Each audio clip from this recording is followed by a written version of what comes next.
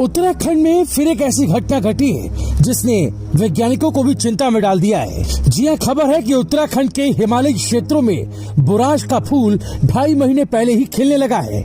इसको लेकर पर्यावरणविद काफी चिंतित हो गए हैं। आपको बता दें, एक्सपर्ट्स का मानना है कि उत्तराखंड के हिमालयी क्षेत्रों में अब ग्लोबल वार्मिंग का साफ असर दिखने लगा है। सिर्फ बुराश ही नहीं, बल्कि चोपता में हिमालय की कंदराओं में पाया जाने वाला स्तनपायी जीव हिमालय पीका के अस्तित्व पर भी खतरा मंडरा रहा है। बुराश का फूल, जिसे हम मार्च से मई महीने के बीच खिलता हुआ देखते हैं, ये फूल अब इन दिनों दिखने लगा है।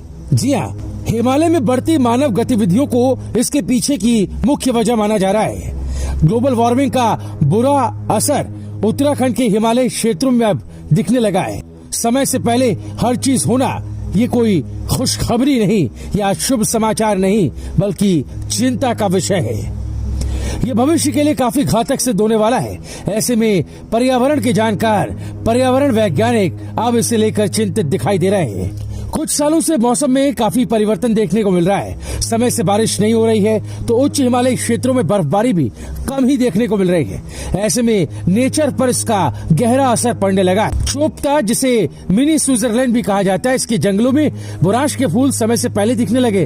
बुराश के खिलने का समय मार्च से मई महीने के बीच होता है, लेकिन मौसम परिवर्तन के कारण और हिमालयी क्षेत्रों में लगातार मानव की गतिविधियों के चलते इसका असर अब दिख रहा है। समय से पहले बुराश के फूलों के खिलने से यहाँ के लोग काफी हैरान हैं। समय से पहले खिल रहे बुराश के फूलों की लालिमा पर्यटकों को अपनी ओर आकर्षित तो कर रही है, लेकिन ये भविष्य के लिए किसी खतरे की घंटी से कम नहीं है।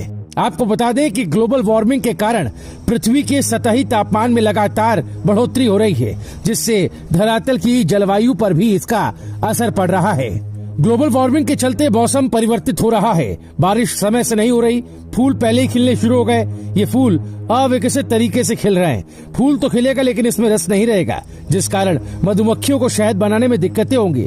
मौसम बदलने से वनस्पतियों पर इसका बुरा असर पड़ रहा है। वहीं हिमालय क्षेत्रों में बुराश के पेड़ों पर तो खतरा मंडरा ही रहा है। साथ ही साथ करीब 4000 मीटर की ऊंचाई पर चोपता में हिमालय के इन कंदराओं में पाया जाने वाला स्तनपायी जीव, जिसे हिमालय पीका कहा जाता है, इसके अस्तित्व पर भी खतरा मंडरा रहा है। इनका जीवन काफी जटिल होता है।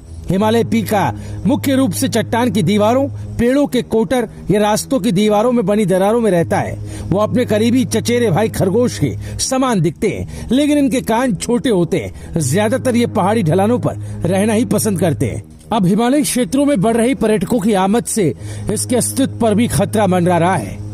टूरिस्ट इन जगहों पर प्लास्टिक कचरा छोड़ देते हैं। इन चीजों को खाने से इनके व्यवहार में भी परिवर्तन हो रहा है। इनकी प्रजाति भी कम होने लगी है। अब स्थिति ये बन गई है कि जिस समय पर्यटक और यात्री ज्यादा संख्या में आ रहे हैं, तो उसकी एक्टिविटी भी कम हो रही है।